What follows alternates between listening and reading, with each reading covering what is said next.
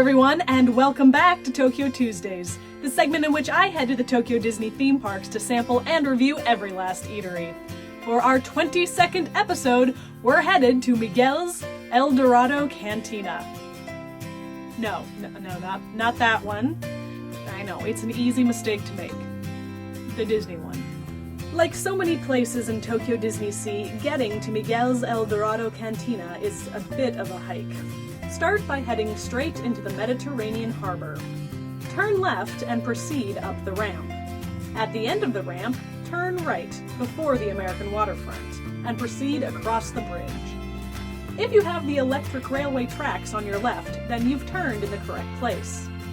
At the end of the bridge, keep going straight. Don't turn yet. Wait until the path branches into two and take the right fork, the one that heads up the hill. Enjoy your peaceful stroll up through the back of Port Discovery. Pass by the Horizon Bay restaurant on your left and Breezeway Bites on your right, and continue on. Head down the path before turning right. You're now in the Lost River Delta. Pass by the hangar stage on your right before finally arriving at Miguel's El Dorado Cantina, also on your right. A spacious eatery, the El Dorado Cantina features multiple entrances and takes up 2 stories. The kitchen is lovely and tiled and features shelves of cookware, bottles, and spices as decoration. All around on the walls you can find framed art pieces, sometimes even in places that are hard to get to. You might expect a place called El Dorado to be a bit more glitzy, but in reality, this eatery favors a more rustic style with exposed rafters and what looks like tin roofing. Today, I am at Miguel's El Dorado Cantina in the Lost River Delta. I'm super excited because it's Mexican food, and Mexican food is very difficult to find in Japan. Now, granted, it's probably not really authentic Mexican food, but I will take what I can get. So, I have chili con carne nachos in just the world's cutest plate. Do I get to keep this? I forgot to ask. I hope I get to keep this. I'll have to ask. And then I got the 3 cocktail set. So 3 cocktails. It looks like we got mango, red berries, definitely cranberries, and lime. So that'll be interesting. And I got the specialty drink, which I didn't bother to read what was in it. So it's going to be a guessing game. It's the right color for melon soda, but it's full of seeds, and the bottom is dark red. I was told to mix it up, so we'll see how this goes. Let's start with the chili con carne nachos. I'm really excited for this plate now. I didn't think that I would get to keep it, and then the thought occurred to me that maybe I do. We'll find out. I think the top is melon. Let's mix it like how she told me to now. This cup isn't like a reusable cup, but I want to keep it anyways because it has the 3 Caballeros on it, who aren't on enough things as far as I'm concerned. I love them. I mean, it's missing Donald, but Donald's on everything. He's still good.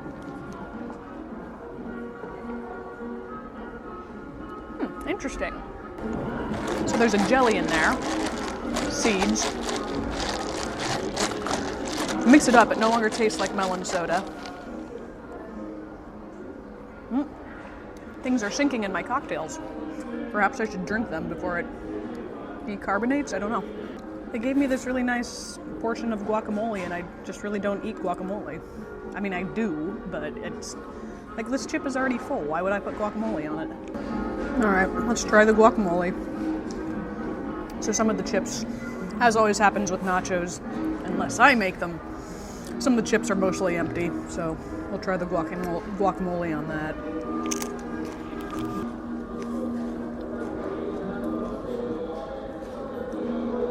I mean, it tastes like guacamole. If you like guacamole, I'm sure it's fine. I don't know, guacamole just doesn't really do anything for me. I have to figure out what kind of fruit that is. All right. So let's try the lime cocktail. Definitely smells like lime. There's a little leaf floating in it. I don't know if you can see that or not.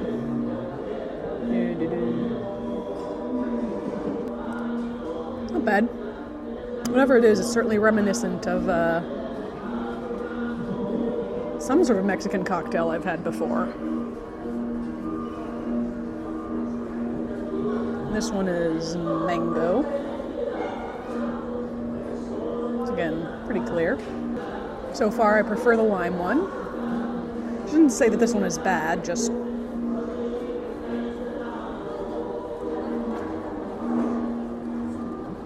yeah, it's with the alcoholic kick in it, which these are alcoholic, by the way, so forewarned there. Yeah, but the kick of the alcohol goes better with the tartness of the lime. Now for the red berries. See, some of the berries started to sink. You know, I thought this would be my favorite, but I think my favorite is actually the lime. Be lime, this one, then the mango. Interesting. Was not expecting that. I bet I don't get to keep this plate. Dang it. I do not know why there aren't more people here. It is right around lunchtime. I thought this place would be swarmed right now, but there's barely anyone here. I'm wondering if that's not because it's all the way back in the Lost River Delta, and then it's not even on the main drag of the Lost River Delta. It's across the river from where all the big rides are, so I wonder if that combined with the fact that Japanese people just don't seem to go for Mexican food. But then why would they have so much space? Am I supposed to do these like shots? I'm so bad at drinking. I have no idea how. What are you? Are you a strawberry? I have limited space on my camera today, so I will see you next time. Bye.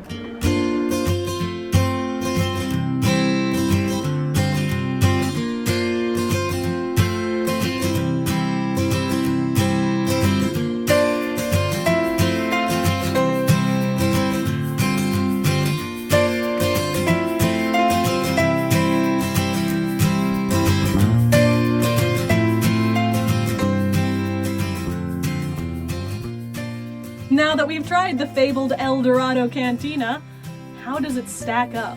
Service! Service is a 2 out of 5. I will admit, I am sort of loath to give them that rating, and hemmed and hawed over it for quite a while. The counter service staff were wonderful. They were smiling and happy and friendly, and exuded that sort of very upbeat attitude that you expect from most Disney locations. The register staff, however, reprimanded me.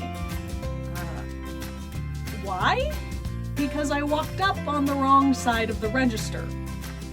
So for those of you who don't know, the way that this sort of register location works is a few feet in front of the counter is where you actually order at the register.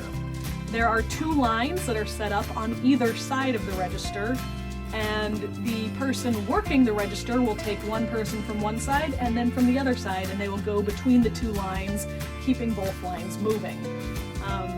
At the time that I was visiting, though, the park was at a very low attendance, and there was nobody in line, so I didn't really have any sort of guide to go by which line to get in. So I just walked up to the side that was closest to me, and this was apparently wrong, because I was requested to move the 2 feet to the other side of the register in a rather curt attitude. I don't know why this is, so yeah, it does sort of stick in my memory, and yeah. Other than that, I also had a hard time finding the food that I wanted to order on the menu. So they have the display food, and I could find what I wanted to order in the display food, but actually finding it on the written menu so that I could order it by name was surprisingly difficult. More so than usual. I don't know if this is because I was going between Spanish and Japanese instead of English and Japanese, but I had to walk back and forth between the display food and the printed menu a few times before I could figure out how to order my food. That's a bit nitpicky though. Still 2 out of 5. Atmosphere! Atmosphere is a 4 out of 5. The rustic nature of this eatery might be a turnoff for some, but I was really thrilled with how committed they were to the appearance of an expedition base camp. It's not themed after any particular movie that I can tell, but it's a theme that they went 100% on, and for that I'm really happy. They've also got really nice art hanging up around the place if you happen to have the time to look at it. So yeah, 4 out of 5. Price point. Price is a 3 out of 5. Now, I'll put a caveat on this. This is not one of the cheaper locations in the park, and the portions, on the nachos at least, can be a bit underwhelming. However, the quality of the food that you're receiving is, I feel, higher than you might expect to receive at other locations in the park. So you're paying a bit more, but the quality of the food you're getting is also better. So that's the trade-off that you're looking at here. Also, for me personally, you're getting Mexican food in Japan, and that alone is worth a step up in price for me. 3 out of 5. The food itself. Unsurprisingly, the food is a 4 out of 5. Now, I am probably a bit biased here, but I was so excited to have Mexican food, even the Japanese rendition of it, and it did not disappoint. The only reason I don't go here more often is because it is such a hike to get to this location. The food is also a lot milder than authentic Mexican food, as you might expect for a theme park in Japan. But still, it's quite delicious. The drink, I found out later, was actually chia seed and melon. Again, highly recommend. The 3-fruit cocktail was probably the least exciting thing I had on the menu, but it was still good and fun to drink. So make the trek, try them out, 4 out of 5. Overall rating. Overall, this gives Miguel's El Dorado Cantina an average rating of 3.25 out of 5, which I am happily rounding up to a 3.3. The lineup. With a 3.3 out of 5, this ties Miguel's El Dorado Cantina with the Cafe Orleans, both on the master list and the counter service list. I'm going to slot it in above the Cafe Orleans. I love the food at this location, and as good as the crepes at Cafe Orleans are, you can find crepes pretty much anywhere in Japan. Mexican food is a bit harder to come by. So this will put Miguel's El Dorado Cantina in at 3rd place on the master list and 2nd on the counter service list. Well done! So that's it for this week. Come back next week if you want to find out where I'll be then. If you have any suggestions or comments, feel free to leave those down below. We'd love to hear from you. Give this video a big ol' thumbs up and subscribe to the channel if you like what we do. We'd surely appreciate it. If social media is more your flavor, you can find us there, links in the description box below, and I will see you next week for another Tokyo Tuesday.